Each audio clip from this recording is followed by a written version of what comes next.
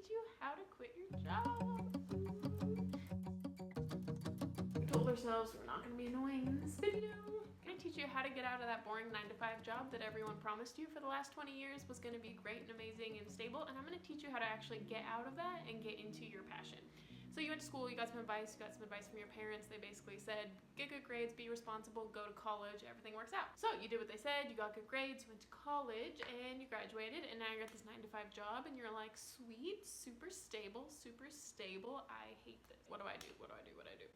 And here's the deal. I think every one of us has this passion that we wanted to pursue our whole lives, but we didn't do it because people told us it was impractical. Maybe you wanted to be an artist, maybe you wanted to be an entrepreneur. You know, there was something that you wanted to do, but people told you that you couldn't do because it wasn't practical, it wasn't stable, so you couldn't do that thing. And I'm here to tell you that you don't have to pick stable, boring job or a passion that makes you poor for the rest of your life. There's no between. You don't have to pick one of those. Real quick, I just want to tell my story, basically, that how this came full circle for me. I got great grades in high school, great grades in college, and then I became a teacher in the district that I wanted to be a teacher in, and I realized that it wasn't really exciting for me, and I realized that I had this like 20-year plan basically. Last summer I found out that I had a breast lump and I thought that I had cancer. So it made me really reevaluate all of my life choices. It took them like 6 months to basically get it all sorted out, and during those 6 months of self-reflection time, I basically decided I hate my life plan. My life plan was basically teach junior high for a little bit, then move to high school, then become a college professor, then I'll speak at conference. And I realized my end goal is to speak at conferences, and I'm just gonna waste 25 years on the stepping stones getting to this thing. Like, I'm just gonna hate the whole progress of getting there just so I can speak at conferences someday about not teaching, by the way. I kind of reevaluate my life decisions. So I ended up reading a bunch of business books, doing a bunch of research, and what I found out was lots of people have got out of their 9-to-5 jobs that they hate, and there's a path forward to do it. You don't have to just quit cold turkey, take this big risk, and you have nothing waiting for you. Nothing, no one, no money. You don't have to quit like that. Here's what I would do. Basically, step one is to keep your job, keep your 9-to-5 job, keep that job that is paying your bills, because bills are good, getting those paid. So I would keep your job, but then what you're gonna do is you're gonna start having this like side hustle. So that thing that's impractical, that big unrealistic goal, you're gonna start pursuing that in the evenings. You're not gonna spend any more of your evenings on Netflix or doing stupid stuff, okay? Stop spending it on your phone. You're gonna actually start making your evenings useful, and you're gonna start pursuing a side hustle. And I think that the easiest way to do it, with no startup fees, is to do something that's online.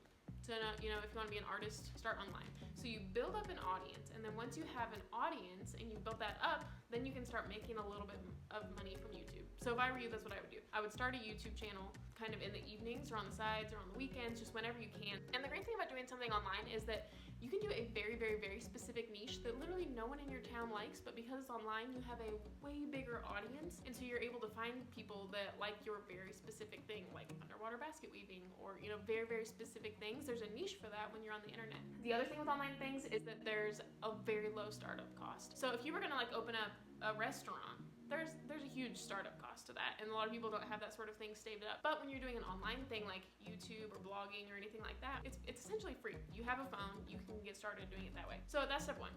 In the evenings, set up something online.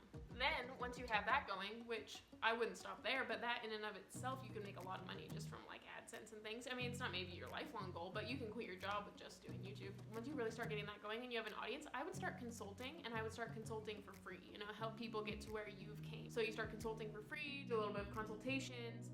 After that, maybe write an ebook. After that, write an actual book.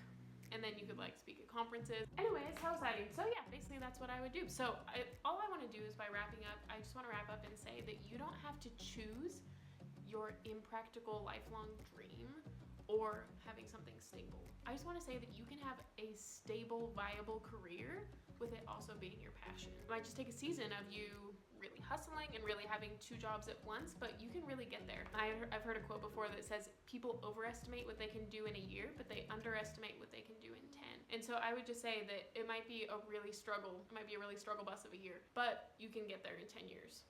And that's kind of the hustle that we're all on. So step one is just start your impractical dream right now at the same time while you're doing something else. You don't have to choose between stability and your passion. You can have both. So I'm super proud of you guys. I'm anxious to know how it goes for you. Let me know. Boom, boom, boom. Hi guys, it's Alexis. I teach young millennials how to take risks. Ooh.